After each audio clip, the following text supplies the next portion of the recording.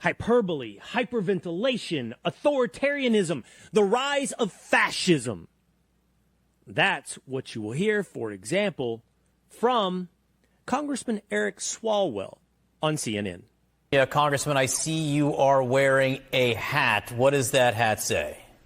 You're damn right I am, John. I was a guest on the Jimmy Kimmel show. He, every night, has a right to come into any house that wants to watch and entertain Americans, just as Greg Gutfeld on Fox has a right to be not funny and go on his network and entertain Americans. It's a part of who we are, John, and frankly, it should shake every American that the President of the United States is out there firing comedians who make fun of him. That is not who we are, and every American should care and stand up to this.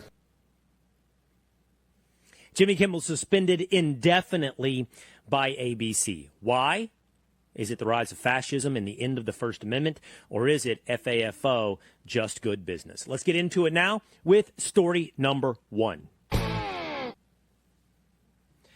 freakout could not be more complete. The hyperventilating could not be more audible across CNN and across X, like this post from viral content creator Midas Touch on X. Bye-bye First Amendment.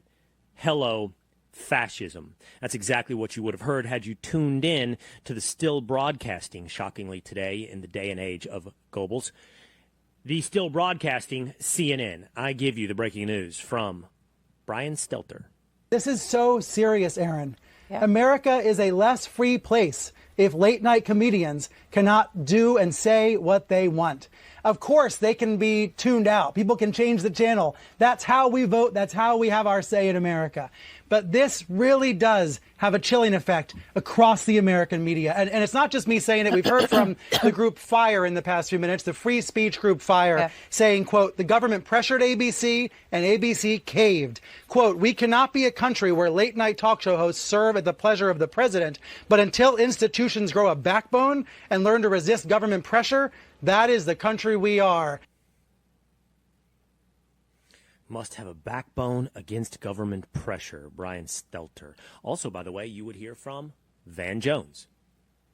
This is a red line that has been crossed for our industry, for the First Amendment, for the right of people to speak.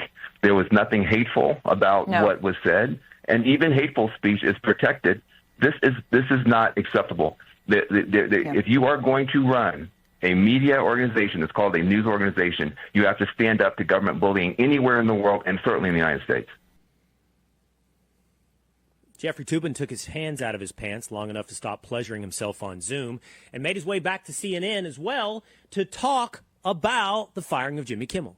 It was not about the murder. Yeah. It was about he was criticizing, he was mocking the president and the president's political movement, MAGA. So what we have here is the administration cracking down on someone for criticizing them, which is much worse than the government cracking down for some sort of offensive conduct relating to good taste. This is about criticism of the administration that is getting the network in trouble, and that's a much more sinister Let's just play the line again.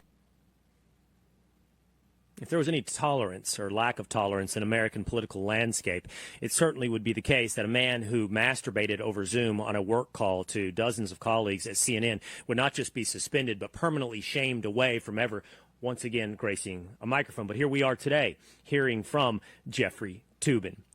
Just 2 days ago, the Attorney General of the United States suggested that the government would go after, quote unquote, hate speech. There was near universal condemnation from the right. You name the outlet: Tucker Carlson, Matt Walsh, Will Cain. And Attorney General Pam Bondi was denounced as not understanding the nature of the First Amendment, not understanding exactly that we simply don't have hate speech in America. You saw the right's dedication, even against one of their own, against any infringement on free speech. And yet today, the people who have celebrated the firing of private citizens, who've combed through the tweets of soon-to-be drafted athletes, who have sicked a censorship industrial complex coordinated by an administration and a government over the past 5 years on not just celebrities and people with a microphone, but actual real citizens who have a freedom to speak their mind today tell you that we've seen the end of the First Amendment. Forgive me if I'm choking on the hypocrisy. Who is hypocritical? Those who have never once cared over the past decade about the concept of free speech, or those that as recently as 2 days ago denounced the words of the sitting Republican Attorney General? Is what we just saw, what we are now hearing from these commentators. It's all over X. Chris Hayes, host on MSNBC, the countries where comedians can't mock the leader on late night TV are not really ones you want to live in. Or Governor J.B. Pritzker of Illinois, a free and democrat society cannot silence comedians because the president doesn't like what they say. This is an attack on free speech and cannot be allowed to stand. An elected official needs to speak up and push back on this undemocratic act. Comedian Ben Stiller, actor Ben Stiller, this isn't right. Sophia Bush, the First Amendment doesn't exist in America anymore. Period. Fascism is here, and it's chilling.